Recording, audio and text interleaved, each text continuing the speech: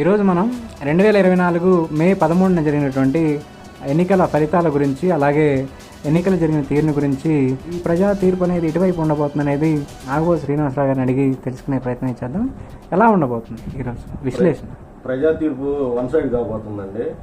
రేపు జూన్ 4 తారీఖు కౌంటింగ్లో కూటమి అధికారంలో రాబోతుంది. దీనికి జగన్మోహన్ రెడ్డి చేసిన వైఫల్యాలు చాలా వేయండి. ఆయన అధికారంలోనే ప్రజా వేదికను కూల్చివేతల ప్రభుత్వంగా పేరు పొందాడు. తర్వాత ప్రతిపక్షంలో ఉండగా 34,000 ఎకరాలు సేకరించండి, అమరావతిని రాజధానిగా ఉంచండి, నేను పూర్తిగా మద్దతు ఇస్తున్నానని తెలియపరిచి అధికారం చేపట్టిన తర్వాత 3 రాజధానుల వ్యవహారం తెరపైకి తీసుకొచ్చి కాలక్షేపం చేస్తూ అమరావతి రాజధానిని సర్వనాశనం చేశాడు.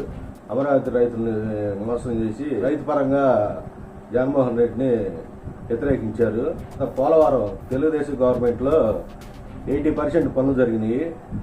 జగన్మోహన్ రెడ్డి గవర్నమెంట్లో కనీసం 10% కూడా పనులు జరగలేదు.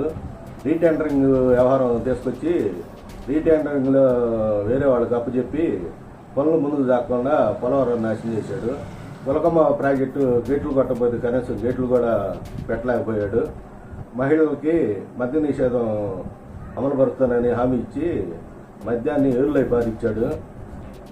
బెల్ట్ షాపులు 10 గ్రామాల్లో నడిపించాడు.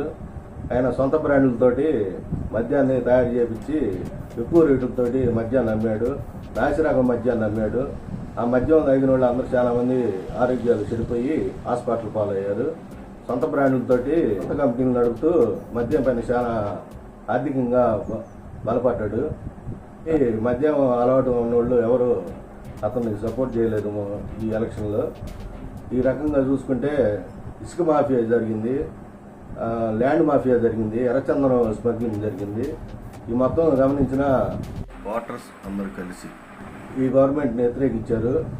కాబట్టి కూటమి అధికారంలోకి వచ్చే సూచనలు మాత్రం మెండుగా కనిపిస్తున్నాయి.